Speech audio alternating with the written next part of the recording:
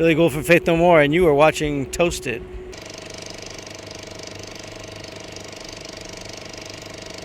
How are you doing? I'm fine, actually. I'm well. One of the questions I have, like, sum it up in 18 years. What happened in those 18 years?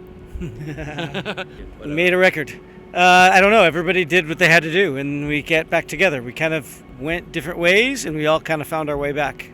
And this is what we did. Can you sum up shortly, like, how did that contact come again? A couple guys hung out together and had a good time, and a couple other guys hung out together and had a good time, and then I was in LA and they were having lunch, and we met them for lunch, and it was really pleasant. And we hadn't really been in the same room for a long time, all of us. Right. And it was cool. We were happy to see each other. How did that first rehearsal go? What song did you play? I don't remember, but I remember playing, and it was weird. Plugging it in, and it was weird. We don't listen to our music really, so we didn't hear these songs for like 15 years or something, and we just started like, let's just start playing. We played, I think it was Surprise You're Dead, but I'm not sure. Really? But it's like my hands were just playing themselves. I was like disconnected from my brain. It was very bizarre. 18 years later, you have a new album, The Soul Invictus. Lovely album, great song, great vibe, great grooves. How did that process go? I think it was a matter of like, everybody probably wanted to do it but didn't want to talk about it, and so there was all this dancing around that went on probably for about a year where we were doing shows and nobody's really talking about making music, and just little by little we tried something and that kind of worked, and we tried something else and got more comfortable, and once people got comfortable with the idea, it just all came pretty well, pretty quickly. So rehearsing together with the whole band? Yeah, we did that. Yeah. Like jamming, babe, jamming. We jammed. I mean, we did all different kinds of things. A lot of it, stuff I wrote, stuff Roddy wrote a few things. But it's kind of how we used to write, same way, really. How many songs did you write, remember? Let's see, we ended with 10. Yeah. 10 songs, 40 minutes. It was at least 2 or 3 times that. So it was quite a few. Really? Yeah. It was a lot. It was a lot of material. Do you have a feeling like this song should be on the record, or how does it go? Yeah, I think that what happens is what works the best for everybody that fits together with the others were the ones that got finished. So with this record, kind of, when you start working, you start seeing which ones are kind of grooving together, and we just kind of focused on those. Do you remember the first one you've written? Well, it'd be Matador would be the first Matador, one. Yeah, I thought so, yeah. How did that come on? That one come around? That one, I already kind of had written the song, and we were just playing shows, and I was just like, oh man, we got to do something new. Like, this is killing me, and I was like, but every time I try to talk about doing something new, like nobody really wanted to talk about it, and it was kind of weird. And then I just had an email, and they said, hey, this is an idea I have, send it out, and I was like, fuck, I hope I didn't piss everybody off. and then the reactions of all the guys. Like, the song's good. Like in 2 weeks later, we had the whole thing arranged and played it live. It was great. Yeah. And I think that was one of those things that I kind of really happy that I did send the email. Though at the time I was like, I don't want to be pissing everybody off. Yeah, you don't want to push things too. Right. It feels like a bit of a, like a company, working for a company. Like, this guy got a really cool idea, you like it, but you don't want to push things. The problem is that we just didn't see each other for like 15 years. Right. And, we all kind of pissed each other off a lot, back in the day, and it's like you really want to kind of respect the other person and not make them do something they don't want to do. Yeah. There was always, back before, somebody really unhappy, and I think we were all just trying to be extra careful that everybody was cool with what we were doing, because I think we appreciated what we had, I know that during all these years, a lot of festivals wanted to really have you, pushing you, come on, Faith No More, please. Yeah. We always said no, and it wasn't much of a problem to say no, but I think it was more that us feeling comfortable doing it ourselves. Together. You're a main songwriter, basically, but you put in a lot of effort. We all write stuff, yeah. So how does that come? So you write something? Do you send it by email, an MP3 Sometimes, or something? All different ways. Just like when I used to have a 4-track, I used to write things on that Porta Studio and make cassettes for people. It's same shit, basically. So what's your favorite song on the album? As in, I don't have one really. Playing. Now? Yeah. Hold on, let me call one. Separation Anxiety right now. Yes. That's the one I'm enjoying playing. That's a groover.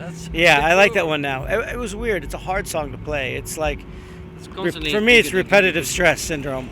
I was like, when we were recording it, I'm thinking like I was taking breaks, and they're recording like, fuck. how are we gonna do this live? But it has to be like this, you know. And it's good. It sounds good live. Ben did his vocals in the studio himself. Yeah, exactly. How did that go? So he sends something back with the music. You send the music there. He sends it back with vocals.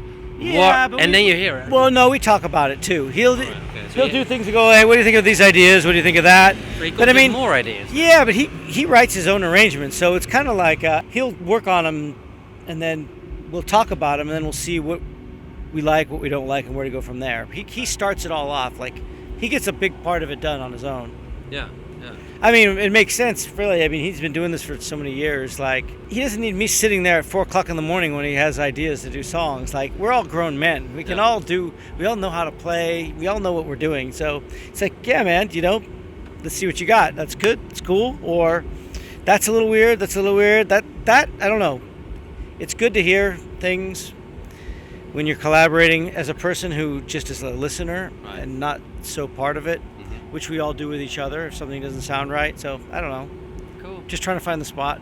The influences on the album, you know, Suxy and the Banshees, Yeah, Rise and the Fall, that reminds me of that. It's a very the old sound of Faith No More on that intro part, and it comes back later. Yeah, nobody had heard the music yet. Yeah. And they were asking me to describe the album, and I didn't want to give them too many descriptions that were like, put an idea in their head, you know? Yeah, also it's like, they're going to think they know what they're going to hear before they even hear it. If I said, hey man, this is my restaurant, I'm going to make you some food, and it's really spicy, you're already thinking about how spicy this can be before you even tasted it. So I picked out 3 things, that the most unusual, out there things that you could hear in it, but we have enough variety where it was like, well, how the fuck does Susie and the Banshee sound like Link Ray, right? And at least it keeps it open enough so when you hear it, you have an open mind, really. Pinkpop 2015, 1995 last time, 20 years ago. Yeah. Holy fuck. Yeah. That's a long time ago. But we can still see the same the energy on stage in a bit. So. I know, it was amazing. It's good to be back, Wasn't it an amazing show? We were better. That was than a really ever, good right? show. Yeah, absolutely. I thought this was Do the you best remember show. that? This could be, this one today, you mean, the one we just did? No, I know you're going to play. That was the best show I probably we've ever You're played. going to play. No, but 20 years ago, you remember that Pinkpop? I do remember it. Yeah, I do. Yeah, it was good. I mean, we've always been pretty consistent as a live band, and this tour has been pretty good too. It's always a good and bad with everything, but trying to not tour for too long to where we get burned out. Yeah. Keeping the tours short to 3 weeks, 4 weeks in a run, and then a month off. It's hard to do club shows and during the festival season because you're not going to get everywhere. But I hope we can come back and do that for sure. Good. Matt Wallace, you're one of your youth friends, good friends. Also co-produced. What did he mixed? He mixed together with you. Yeah. Well, we recorded in our rehearsal room, and everybody was just like, "Why don't you just mix it?" And I was like, "I think I can do that," but you need some help. Well, we were leaving somewhere on tour in 3 weeks, so I had 3 weeks to kind of get this done, and it was like, I'm not going to sleep for 3 weeks. I'm going to drive myself nuts. And the last minute, I called Matt and said, man, do you want to do this together? Because you know us for years, and I can relax a little bit. Yep. Where if it sounds cool to you, yep, and it sounds cool to me, I can move on. Because if it's just me, I'm never going to live with it. I'm not going to sleep. I would be so depressed. So he was like, hell yeah. And it was actually totally the right move to do. What is he doing nowadays? He's doing what he does. He produces and mixes and stuff. Okay. Yeah, he's in LA. So yesterday you played Slovakia. Tomorrow Download. Download is a big one. Big one. Looking forward to it. Yeah, I mean, they're all shows. Each show is just as important as the other to me. I mean, we try to do at least 3 or 4 new songs, maybe 5. Yeah. One show we did all new songs. Good. I would like to do a lot of new ones today. We'll see what happens. Are you coming back soon, or next year, or your club shows?